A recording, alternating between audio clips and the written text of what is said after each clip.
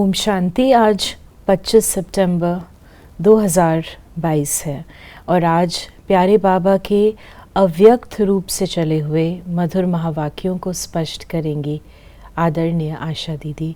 आज की मुरली की रिवाइज डेट है 24 सितंबर 1992 और मुरली की हेडलाइन है सत्य और असत्य का विशेष अंतर। आज दिलाराम बाप अपने सर्व बच्चों के दिल की आश पूर्ण करने के लिए मिलन मनाने आए हैं। अव्यक्त रूप में तो सदा सर्व बच्चे मिलन मनाते रहते हैं, फिर भी व्यक्त शरीर द्वारा अव्यक्त मिलन मनाने की शुभ आश रखते हैं, इसलिए बाप को भी अव्यक्त से व्यक्त में आना पड़ता है। बाबा, हम बच्चों को यानी बच्चों के दिल की आश होती है बाबा से मिलें, लेकिन कैसे मिलेंगे? बाबा है अव्यक्त, हम बच्चे हैं व्यक्त। तो अव्यक्त बाप दादा को साकार माध्यम में आना पड़ता है, व्यक्त शरीर में आना पड़ता है। बाप दादा इस समय चारों ओर देश विदेश के बच्चों को देख रहे हैं, मन से मधुबन में हैं। आप साकार हो और अनेक बच्चे अव्यक्त रूप से मिलन मना रहे हैं। बाप दादा भी सर्व बच्चों के स्नेह का रिटर्न दे रहे हैं जहाँ भी हैं, लेकिन याद द्वारा बाप के समीप दिल में है। सबके स्नेह के साज बाप दादा सुन रहे हैं। बाप जानते हैं कि बच्चों के लिए सिवाय बाप के और कोई याद करने वाला है नहीं, और बाप को भी सिवाय बच्चों के और कोई है नहीं। सदा इसी स्मृति में रहते हैं कि मैं बाबा का और बाबा मेरा। फिर बाबा ने कहा कि यही स्मृति सहज भी है और समर्थ बनाने वाली है। ऐसा स्मृति स्वरूप स्नेही बच्चा साकार में तो क्या, लेकिन स्वप्न में भी कभी असमर्थ हो नहीं सकता। असमर्थ होना अर्थात मेरा बाबा के बजाय कोई और मेरापन आता है। एक मेरा बाबा, ये है मिलन मनाना। अगर एक के बजाय दो मेरा हुआ तो क्या हो जाता है? वो है मिलना और वो है झमेला। एक ही रहा तो मिलन मिला है, और अगर बुद्धि और भटकी तो नेचुरल झमेला है। आप अपनी माइंड को देख सकते हैं, बहुत जगह जाता है तो कंफ्यूजन है, और कब एकाग्र रहता है तो उसमें आनंद है। कई बच्चे समझते हैं बाबा तो मेरा है ही, लेकिन और भी एक दो को मेरा करना ही पड़ता है। कहते हैं और कोई नहीं, सिर्फ एक आधार चाहिए। लेकिन वायदा क्या है? एक बाप दूसरा ना कोई, या एक बाप एक और भोले बन जाते हो। उस एक में अनेक समाये हुए होते हैं, इसलिए झमेला हो जाता है। इस पुरानी दुनिया में भी ऐसे खिलौने मिलते हैं जो बाहर से एक दिखाई देते हैं, लेकिन एक में एक होता है। एक खोलते जाओ तो दूसरा निकलेगा, दूसरा खोलेंगे तो तीसरा निकलेगा। ये भी ऐसा ही खिलौना है। दिखाई रशियन डॉल्स होती हैं तो एक के अंदर कई होती हैं ना, तो ऐसे ही बाबा कहते हैं वो होता एक है, वो एक अकेला नहीं होता, उसके साथ पूरा संसार होता है। दिखाई एक देता है, लेकिन अंदर समाये हुए अनेक हैं। और जब झमेले में चले गए तो मिलन मनाना कैसे हो सकता है? झमेले में ही लगे रहेंगे या मिलन मनाएंगे? सिर्फ दो नहीं सोचो, सिवाय एक बाप के संकल्प में भी अगर कोई आत्मा को व प्रकृति के साधन को मेरा सहारा स्वीकार किया तो ये ऑटोमेटिक ईश्वरीय मशीनरी बहुत फास्ट गति से कार्य करती है। जिस सेकंड अन्य को सहारा बनाया, उसी सेकंड मन बुद्धि का बाप से किनारा हो जाता है। सत्य बाप से किनारा होने के कारण बुद्धि असत्य को सत्य, रॉन्ग को राइट मानने लगती है, उल्टी जजमेंट देने लगती है। कितना भी कोई समझाएगा कि ये राइट नहीं है, लेकिन वो यथार्थ को, सत्य को भी असत्य की शक्ति से समझाने वाले को रॉन्ग सिद्ध करेगा। ये सदा याद रखो कि आजकल ड्रामा अनुसार असत्य का राज है और असत्य के राज अधिकारी प्रेसिडेंट रावण है। उसके कितने शीश हैं, अर्थात असत्य की शक्ति कितनी महान है। बाबा कह रहे हैं असत्य की शक्ति कितनी महान है, दबदबा है। और ये आप जानते हैं जो आर्टिफिशियल होता है वो ज़्यादा ज़ोर से बोलता है, चढ़ के बोलता है। इसलिए ये जो है असत्य और सत्य, उसकी परख के लिए बहुत अच्छी बुद्धि चाहिए जो बाबा देता है। उसके जज वकील भी बड़े होशियार हैं, इसलिए उल्टी जजमेंट की पॉइंट्स बहुत वैरायटी और बाहर से मधुर रूप की देते हैं। इसलिए सत्य को असत्य सिद्ध करने में बहुत होशियार होते हैं। लेकिन असत्य और सत्य में विशेष अंतर क्या है? तो बाबा ने बताया असत्य की जीत अल्पकाल की होती है, क्योंकि असत्य का राज ही अल्पकाल का है। सत्यता की हार अल्पकाल की है और जीत सदाकाल की है। असत्य के अल्पकाल के विजयी उस समय खुश होते हैं।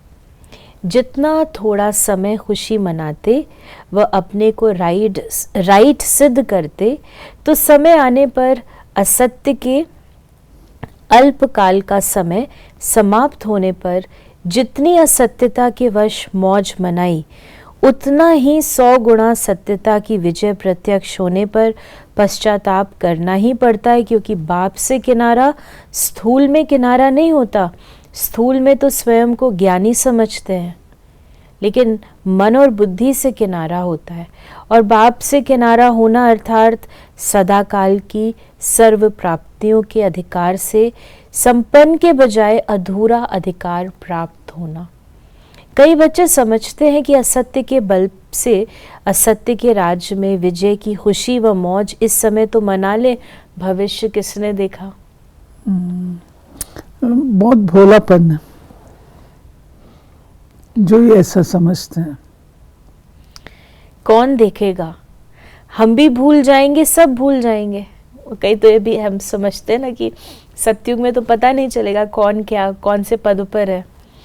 लेकिन ये असत्य की जजमेंट है। बाबा ने कहा भविष्य वर्तमान की परछाई है, बिना वर्तमान के भविष्य नहीं बनता। असत्य के वशीभूत आत्मा वर्तमान समय भी अल्पकाल के सुख के, नाम मान शान के सुखों के झूले में झूल सकती है और झूलती भी है, लेकिन अति इंद्रिय अविनाशी सुख के झूले में नहीं झूल सकती। अल्पकाल के शान मान और नाम की मौज मना सकते हैं, लेकिन सर्व आत्माओं के दिल के स्नेह का, दिल की दुआओं का मान नहीं प्राप्त कर सकते। दिखावा मात्र मान पा सकते हैं, लेकिन दिल से मान नहीं पा सकते। अल्पकाल का शान मिलता है, लेकिन बाप से सदा दिल तख्त नशीन का शान अनुभव नहीं कर सकते। असत्य के साथियों द्वारा नाम प्राप्त कर सकते हैं, लेकिन बाप दादा के दिल पर नाम नहीं प्राप्त कर सकते, क्योंकि बाप दादा से किनारा है। भविष्य की बात तो छोड़ो, वो तो अंडरस्टूड है, लेकिन वर्तमान सत्यता और असत्यता की प्राप्ति में कितना अंतर है। एक दूसरा मेरा बनाया अर्थात असत्य का सहारा लिया, यानी बाबा के अलावा किसी को भी अगर दूसरा तो असत्य है ना, क्योंकि ट्रूथ और सदा साथ निभाने वाला तो बाबा ही है ना। बाबा ने कहा कि कितना झमेला हुआ। कहने में तो कहेंगे और कुछ नहीं, सिर्फ कभी कभी थोड़ा सहारा चाहिए, लेकिन वायदा तोड़ना अर्थात झमेले में पड़ेगा। क्या ऐसा वायदा किया? एक मेरा बाबा और कभी कभी दूसरा भी अलाउ है। ये लिखा था, चाहे अल्पकाल के नाम मान का सहारा लो, चाहे व्यक्ति का लो, चाहे वैभव का लो। जब दूसरा न कोई, तो फिर दूसरा कहाँ से आया? ये असत्य के राज के झमेले में फंसाने की चतुराइयाँ हैं। जैसे बाप कहते हैं ना, मैं जो हूँ जैसा हूँ वैसा मुझे नंबरवार जानते हैं, ऐसे असत्य के राज अधिकारी रावण को भी जो है जैसा है वैसे सदा नहीं जानते। फिर बाबा ने कहा, आजकल दूसरों को चेक करने में सब होशियार हो गए हैं। बाप दादा कहते हैं अपने चेकर बनो और दूसरे का मेकर बनो, लेकिन करते क्या हो, दूसरे का चेकर बन जाते हो और बातें बनाने में मेकर बन जाते हो। बाप दादा रोज़ की हर एक बच्चे की कौन सी कहानियाँ सुनते हैं। बहुत बड़ा किताब है कहानियों का, तो अपने को चेक करो। दूसरे को चेक करने लगते हो तो लंबी कथाएं बन जाती हैं, और अपने को चेक करेंगे तो सब कथाएं समाप्त हो, एक सत्य जीवन की कथा प्रैक्टिकल में चलेगी। सभी कहते हैं बाबा आपसे बहुत प्यार है, सिर्फ कहते हो व करते भी हो। तो इस प्रकार बाबा ने हम बच्चों को सत्य और असत्य की यानी बाबा ने कितना अच्छा शुरू में जो कहा कि भी देखो एक होता है तो मेला है, फिर बाकी झमेला है, और अगर तुम कुछ भी तोड़ते हो, थोड़ा सा भी सहारा, जो कहते हैं कि थोड़ा सा भी सहारा कभी कभी चाहिए, तो वचन तो तोड़ा है ना, तो थोड़ा तो उसका झमेला होगा। तो बाबा ने सिर्फ व्यक्तियों के लिए भी नहीं कहा, नाम मान शान का सहारा भी कहा है, हर प्रकार के वैभव का भी सहारा कहा है। यानी बाबा के अलावा कोई भी प्रकार से अगर कोई भी आधार लेते हैं, सहारा समझते हैं, तो उसमें फंस जाएंगे। आज बाबा ने हम बच्चों को वरदान दिया है, परखने की शक्ति द्वारा कुसंग व व्यर्थ संग से बचने वाले शक्तिशाली आत्मा भव। कई बच्चे कुसंग अर्थात बुरे संग से तो बच जाते हैं, लेकिन व्यर्थ संग से प्रभावित हो जाते हैं, क्योंकि व्यर्थ बातें रमणीक और बाहर से आकर्षित करने वाली होती हैं। इसलिए बाप दादा की शिक्षा है, न व्यर्थ सुनो, न व्यर्थ बोलो, न व्यर्थ करो, न व्यर्थ देखो, न व्यर्थ सोचो। ऐसे शक्तिशाली बनो जो बाप के सिवाय और कोई भी संग का रंग प्रभावित न करे। परखने की शक्ति द्वारा खराब व व्यर्थ संग को पहले से ही परख कर परिवर्तन कर दो, तब कहेंगे शक्तिशाली आत्मा। और स्लोगन है, सदा हल्केपन का अनुभव करना है तो बालक और मालिकपन का बैलेंस रखो। बालक और मालिकपन का बैलेंस रखो। तो ये थे बाबा के आज के मधुर महावाक्यों का स्पष्टीकरण। यदि आपके मन में कोई भी सवाल है तो उसे मैसेज करें या व्हाट्सएप मैसेज करें 8826599309 पर। ओम शांति।